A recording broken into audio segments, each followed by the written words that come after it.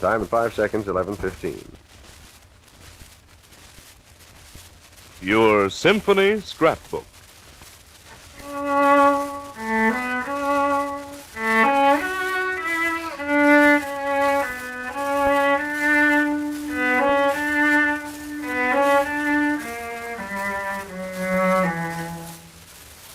Do you know what instrument that is? Do you know what composer wrote that passage? Well, we'll find out about that and more interesting things in this series of programs transcribed by WMAQ in cooperation with the Chicago Symphony Orchestra. And now, here is George Kuiper, manager of the orchestra, to introduce our show. Thank you very much. We are here to bring you the story behind the music you love and to introduce you to the men who make that music at Orchestra Hall. You'll also get to hear an informal and easy-to-understand discussion of music and its interesting personalities. And what's more, you listening right now have an opportunity to win 2 main-floor tickets for a concert by the Chicago Symphony Orchestra. And now we'll open our Symphony Scrapbook to the page which tells us about one of the more mellow instruments of the orchestra, the cello. And to help us in our examination of this noble instrument, we have with us Mr. David Greenbaum, member of the cello section of the Chicago Symphony Orchestra. Mr. Greenbaum, I think it'd be interesting for our listeners if you would identify the passage that you played at the beginning of this program and perhaps played some more from that symphonic composition. Yes, that was one of the main themes from the first movement of the Second Symphony in D major by Johannes Brahms.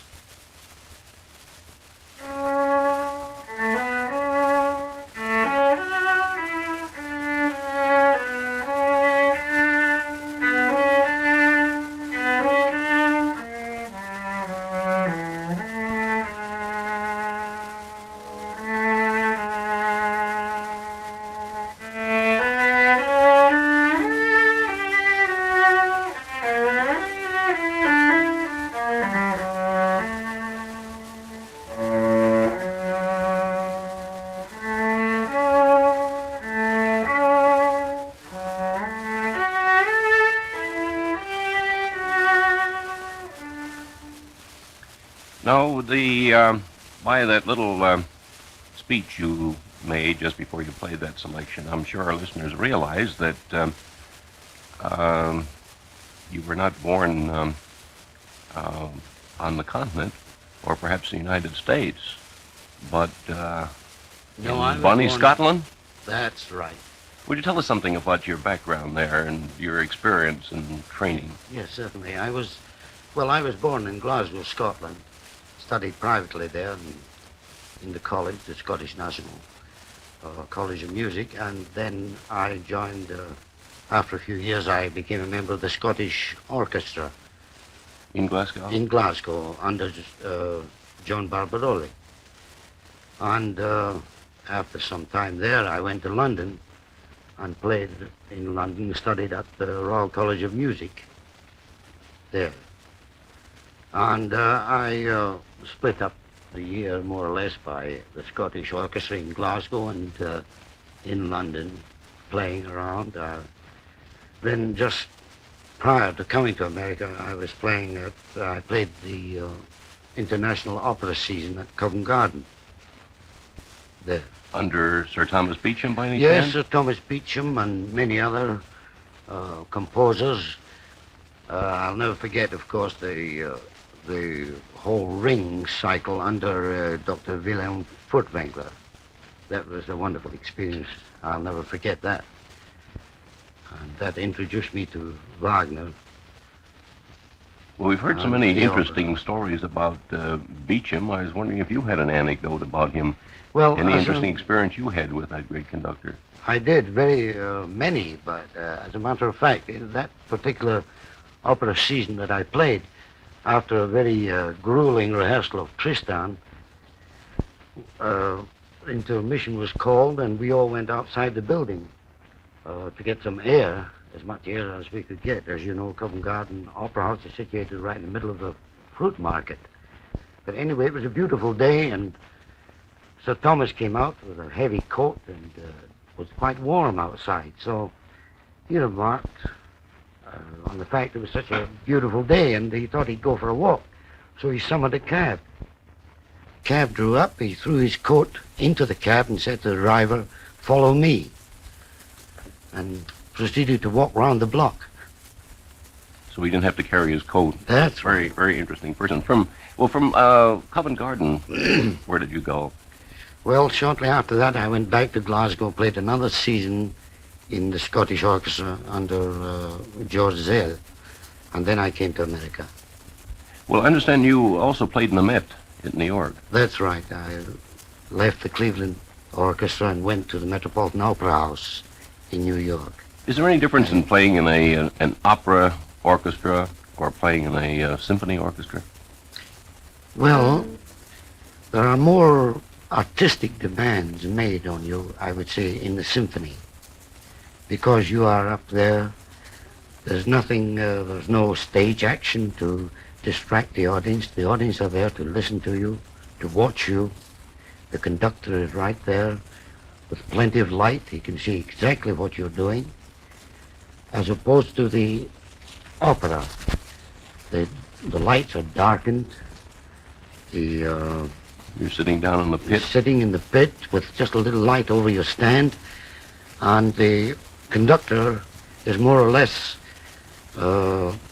concerned with the rapport between orchestra and action on the stage. And although the orchestra rehearsals in the opera are just as trying, I would say, as the symphony rehearsals, but when it comes to the actual performance, the conductor is about 80% with what's happening on the stage and 20% in the pit.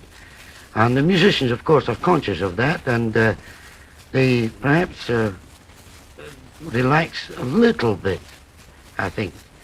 Maybe because of that fact, or perhaps they're so tired from the rehearsals that have been going on.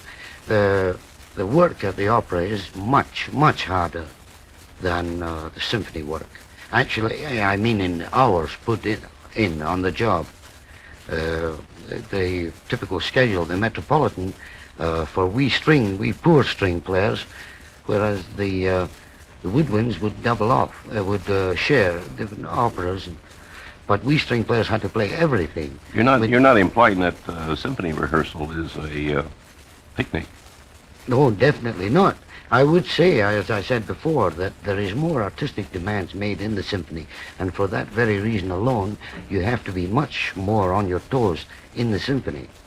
And does that make, as far as you're concerned, symphony playing much more desirable than opera?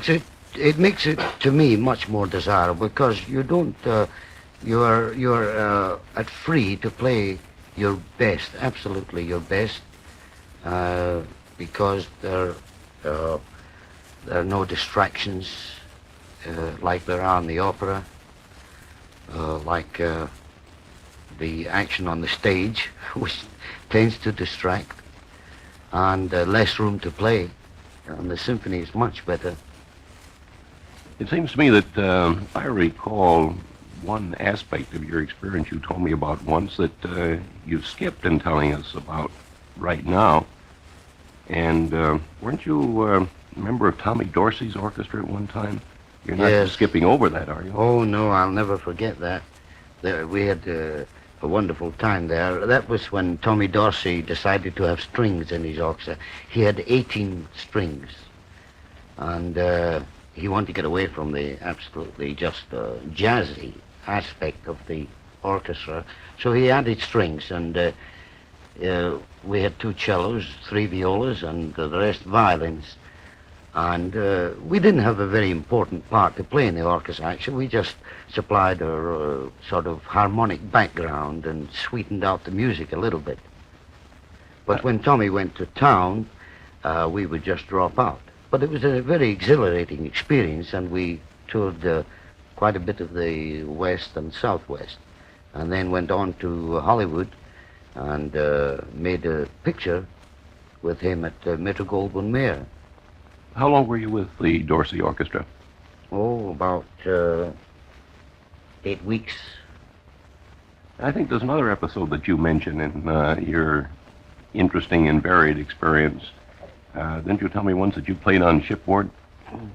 Yes, that was between symphony seasons in Scotland. I want to see a bit of the world, so I got a job playing on board ship on a liner that went from Glasgow to New York. And it was a wonderful time. That was my first introduction to America. As a matter of fact, it was indirectly through that I got my first glimpse of America and thought I'd like it very much to settle down here. Then we went we went 13 cruises to the West Indies. That was wonderful. We got a lot of sunshine that we didn't get in Scotland, or in London for that matter. And we went 2 Mediterranean cruises, and that was just wonderful. You feel that an experience like that tends to harm your playing in symphony or opera? No, I wouldn't say that, Mr. Kuiper. It all depends on the individual. For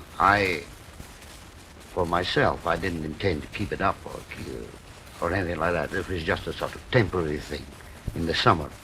And while I was on board ship, and in Dorsey's band too, I kept practicing all the time.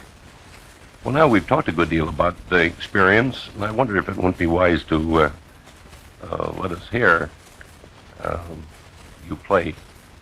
Yes, well, I thought as an interesting contrast to the usually cantabile flowing passages associated with the cello, I thought the first movement, the very opening of the Second Symphony by Gustav Mahler, would be interesting.